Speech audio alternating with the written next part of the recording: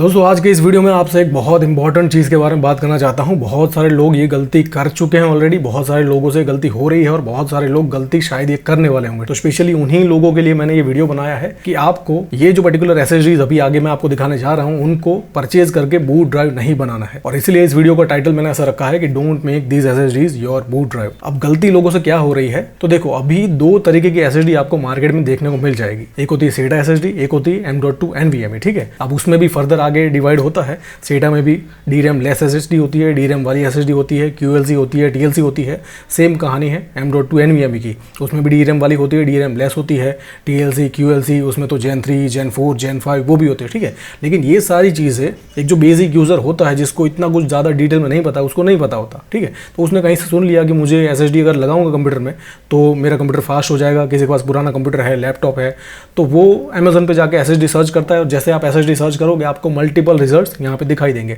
अब उसमें से जो उसके बजट में होती है एसएसडी, अब जैसे कि ये एसएसडी देखो WD की एसएसडी है, WD ग्रीन। बहुत सारे लोग WD ब्रांड है, आपको पता ही होगा, ब्रांड वाइज परचेस करते हैं। तो WD एक रेप्यूटेड ब्रांड है। 1 TB की एसएसडी है, स्पीड भी यहाँ पे मेंशन है 550 मेगाबाइट के आसपास। ठीक है, और 4200 में मिल जाती है। मेजोरिटी लोगों का बजट 3500-4000 हज़ार के आसपास होता है, तो वो सस्ते में ये एसएसडी परचेज कर लेते हैं। अब ये देख लो क्रूशल की BX500, वो भी 4200 में आपको 1 TB मॉडल मिल जाएगा। अब ये देख लो EVM की एसएसडी है, ये तो और भी सस्ती है। ठीक है, 3500 के आसपास आपको 1 TB का मॉडल मिल जाएगा। 5 साल की वारंटी है, TLC NAND फ्लैश मेमोरी भी है। ठीक है, 550 मेगाबाइट के आसपास परफॉर्म करती है। बहुत सारे लोग परचेज कर लेते हैं। ये देख लो सिलिकॉन पावर, ये भी एसएसडी परचेज करते हैं लोग। टीम ग्रुप की एसएसडी है, 4500 के आसपास आपको 1 TB की एसएसडी मिल जाती है। इसका TBW रेटिंग भी अच्छा खासा है। लेकिन फिर भी ये सारी की सारी एसएसडी जितनी भी अभी मैंने आपको दिखाई और भी बहुत सारी ऐसी एसएसडी है जो आपको परचेज नहीं करनी है, क्योंकि ये एक DRAM लेस SATA एसएसडी है। ठीक है, जैसे मैंने अर्लियर आपको बताया कि दो तरीके की एसएसडी होती है। एक होती है DRAM वाली, फिजिकल DRAM चिप वाली एसएसडी होती है, और एक होती है बजट सेगमेंट की एसएसडी, DRAM लेस एसएसडी। तो बहुत सारे लोग सस्ते के चक्कर में ये एसएसडी परचेज कर लेते हैं और उसको फिर बूट ड्राइव बनाते हैं। अब बूट ड्राइव बनाने से मेरा मतलब है कि उसमें विंडोज़ का इंस्टॉलेशन करके उस पर ऑपरेटिंग सिस्टम इंस्टॉल करके उसको C ड्राइव बनाते हैं। ठीक है, तो बूट ड्राइव आपको नहीं बनाना है। अगर आप विंडोज़ के लिए एसएसडी परचेज कर रहे हो बूट ड्राइव बनाने के लिए, तो ये एसएसडी जितनी भी अभी मैंने आपको दिखाई है जो कि SATA एसएसडी है और DRAM लेस एसएसडी है, तो इन एसएसडीज को आपको गलती से भी परचेज नहीं करना है। इसमें आपको इतना कोई खास परफॉर्मेंस मिलेगा नहीं। अब मैं ये नहीं कह रहा हूँ कि ये एसएसडी आप परचेज करोगे और उसमें विंडोज़ का इंस्टॉलेशन करोगे, बूट ड्राइव बनाओगे, तो विंडोज़ आपको मना करेगा कि Windows can't load on this drive. ठीक है, ऐसा कोई एरर नहीं आएगा। विंडोज़ इंस्टॉलेशन हो भी जाएगा और आपको परफॉर्मेंस भी मिलेगा। मैं ये भी नहीं कह रहा हूँ, सिक्वेंशियल परफॉर्मेंस की बात करें तो अच्छा खासा मिलेगा।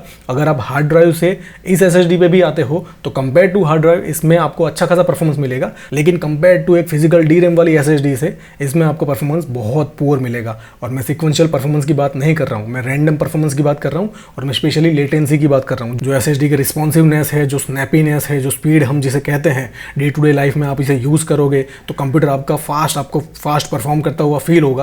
वो तभी फील होगा जब आप एक फिजिकल DRAM वाली SATA एसएसडी परचेज करोगे। अगर हम NVMe की बात करें तो उसमें आप DRAM वाली लेते हो या बजट की वजह से DRAM लेस भी ले लेते हो, जो कि आपको सस्ती में मिल जाएगी, तो उसमें आपको इतना इशू नहीं आएगा क्योंकि वहाँ पे HMB का सपोर्ट होता है। लेकिन SATA में AHCI जो प्रोटोकॉल है उसमें ऐसा कोई भी सपोर्ट या ऐसा कोई प्राविधान नहीं है कि अगर वो DRAM लेस SATA एसएसडी है तो आपकी जो सिस्टम रैम है, जैसे HMB में होता है, ठीक है, आपकी सिस्टम रैम का यूज़ किया जाएगा। ठीक है, ऐसा कुछ नहीं होगा। तो ये एसएसडी जितनी भी मैंने आपको बताई DRAM लेस SATA एसएसडी, इसको आपको परचेज नहीं करना है अगर आपको बूट ड्राइव बनानी है। ठीक है, अगर आपके मदरबोर्ड पे, कंप्यूटर पे, लैपटॉप पे M.2 NVMe का स्लॉट है तो अनडाउटेडली NVMe के साथ ही जाइए आप। ठीक है, लेकिन बहुत सारे कंप्यूटर में अभी भी ऐसे हैं लोग, क्योंकि पुराने कंप्यूटर है, पुराने लैपटॉप है, उनमें हार्ड ड्राइव पे चल रहे थे, अब उनको एसएसडी परचेज करनी है। ठीक है, तो वहाँ पे सिर्फ SATA का ऑप्शन अवेलेबल है। अब SATA में वो ये सारी चीज़ें पता नहीं होती, तो उसकी वजह से ये DRAM लेस SATA एसएसडी लगा देते हैं। तो वहाँ पर आपको फिजिकल DRAM वाली SATA एसएसडी लगानी है, ना कि DRAM लेस सस्ती SATA एसएसडी। ठीक है ना, तो मैं आपको DRAM वाली SATA एसएसडी भी रेकमेंड कर देता हूँ। सबसे बढ़िया ऑप्शन है अगर आपका बजट बिल्कुल लिमिटेड है, कम से कम बजट में एक अच्छी क्वालिटी की SATA एसएसडी, DRAM वाली एसएसडी अगर आपको चाहिए तो WD की जो ब्लू ड्राइव है SA510, ये फिजिकल DRAM वाली एसएसडी है, बहुत अच्छी एसएसडी है। इसको आप परचेज करो, बूट ड्राइव बनाओ। अगर आपका बजट कम है तो इसका 500 GB वाला वेरिएंट भी ले लेना, लेकिन DRAM वाली एसएसडी परचेज करो। ठीक है, जो क्रूशल की MX500 है वो DRAM वाली एसएसडी है। पहले हमने जो दिखाई थी वो BX500 थी। ठीक है ना, तो ये ध्यान रखना, ये DRAM लेस है, ये वाली है वो DRAM वाली है। ये जो ट्रांसन की SSD है 230S, ये DRAM फिजिकल DRAM वाली SSD है, इसको भी आप परचेज कर सकते हो। इसका जो TBW रेटिंग है वो क्रूशल वाली से और WD दोनों से ज़्यादा है, ठीक है, 560 टेराबाइट। और सबसे बढ़िया क्वालिटी की SATA SSD आपको चाहिए DRAM वाली, तो वो है हमारी all time favourite Samsung 870 EVO, ठीक है। तो आई होप कि फाइनली आपको समझ में आ गया होगा कि ये पूरा वीडियो बना के मैं आपको क्या समझाने की कोशिश कर रहा हूँ। अगर आप एक SSD परचेज कर रहे हो और आपके पास NVMe का स्लॉट है तो आप जो मर्जी खरीद सकते हो। बूट ड्राइव बनाने के लिए DRAM लेस भी खरीद सकते हो, DRAM वाली भी खरीद सकते हो। लेकिन अगर आपके पास सिर्फ और सिर्फ SATA का ऑप्शन अवेलेबल है तो आपको बूट ड्राइव बनाने के लिए सिर्फ और सिर्फ DRAM वाली SATA SSD ही परचेज करनी है। भले ही थोड़ी सी महंगी मिलेगी, लेकिन उसमें आपको जो परफॉर्मेंस मिलेगा वो DRAM लेस SSD से फार फार बेटर होगा। अब फिर आप में से बहुत सारे लोगों को ये भी सवाल होगा कि भैया फिर ये सारी SSD क्यों है मार्केट में, क्यों परचेज करते हैं लोग, ठीक है। तो देखो, मैंने अर्लियर जैसे कहा कि मैं ये नहीं कह रहा हूँ कि ये SSD परचेज करके आप उस पर विंडोज इंस्टॉल करोगे तो विंडोज आपको मना करेगा कि इंस्टॉल नहीं हो सकता, ठीक है। इंस्टॉल हो सकता है, बूट ड्राइव बन भी जाएगी, कंप्यूटर आपका चलने भी लगेगा, लेकिन इतना परफॉर्मेंस में आपको बूस्ट नहीं मिलेगा जितना एक DRAM वाली SSD में मिलता है। और ये जो SSDs है, जितनी भी DRAM लेस SATA SSD, इनका सबसे बड़ा जो यूज़ है, या अकॉर्डिंग टू मी ऐसे यूजर्स को परचेज करनी चाहिए। और बहुत सारे लोग ये करते भी हैं क्योंकि अभी SSD के प्राइस बहुत ज़्यादा ड्रॉप हो गए हैं ना। तो बहुत सारे यूजर क्या कर रहे हैं कि वो हार्ड ड्राइव से बिल्कुल मुक्ति पाना चाहते हैं, बिल्कुल SSD बेस्ड सिस्टम बनाना चाहते हैं, क्योंकि SSD के प्राइस बहुत कम हो चुके हैं।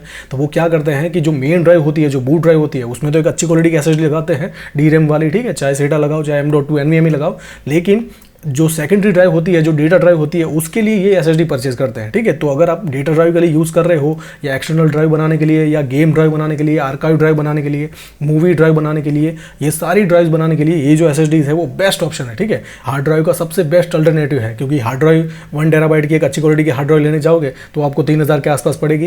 ये 3500 में आपको SSD मिल रही है। हार्ड ड्राइव का मैक्सिमम परफॉर्मेंस 100 MB/s, इसका मैक्सिमम परफॉर्मेंस 500 MB/s, ठीक है। तो बहुत सारे लोग ये अभी कर भी रहे हैं और इसीलिए ये SSDs भी मार्केट में एग्जिस्ट करती है कि बूट ड्राइव के लिए एक अच्छी क्वालिटी की SSD लो और डेटा ड्राइव के लिए आप ये SSD परचेज कर सकते हो। तो जैसे मैंने आज ही इस SSD का डील डाला था कम्युनिटी टैब पे, 2 टेराबाइट की SSD है, लेकिन ये DRAM लेस SSD है। TLC NAND फ्लैश मेमोरी है, लेकिन DRAM लेस है, 5 साल की वारंटी है और 1000 टेराबाइट का TBW है, ठीक है। तो सारी चीज़ें अच्छी है, लेकिन इसमें DRAM नहीं है, तो इसको बूट ड्राइव नहीं बनाना चाहिए। डेटा ड्राइव के लिए बहुत बढ़िया SSD है। आपको मूवी स्टोर करनी है, डेटा स्टोर करना है, गेम ड्राइव बनानी है, गेम स्टोर करनी है, या जो कुछ भी करना है, बूट ड्राइव के अलावा हर किसी चीज़ के लिए इन DRAM लेस SSDs को भी आप यूज़ कर सकते हो। लेकिन अगर बूट ड्राइव बनानी है तो ऑलवेज चूज DRAM वाली SSD।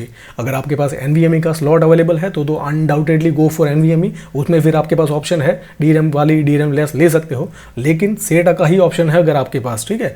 तो ऑलवेज चूज DRAM वाली SSD। तो अगर आपने गलती से सस्ते के चक्कर में, या पता नहीं था, या फॉर वॉट एवर रीज़न ये जो DRAM लेस SSDs है उसको परचेज कर लिया है और उसको बूट ड्राइव बना रखा है, विंडोज़ इंस्टॉल कर लिया है, तो आपके लिए सबसे बढ़िया रास्ता यही है। मैंने आज से 1-1.5 साल पहले एक वीडियो बनाया था प्रीमो कैश पे, मैं लिंक दे दूंगा डिस्क्रिप्शन में, देख लेना, ठीक है। ये आई बटन पर क्लिक करके देख लेना।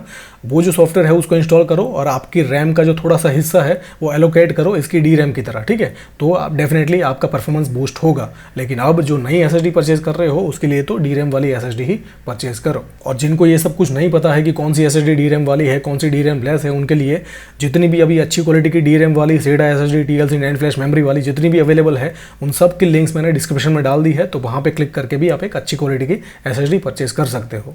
आई होप कि जो भी बताया, जो भी समझाया समझ में आ गया होगा। लेकिन फिर भी कोई इशू है तो पूछो, I definitely answer you. Thank you so much.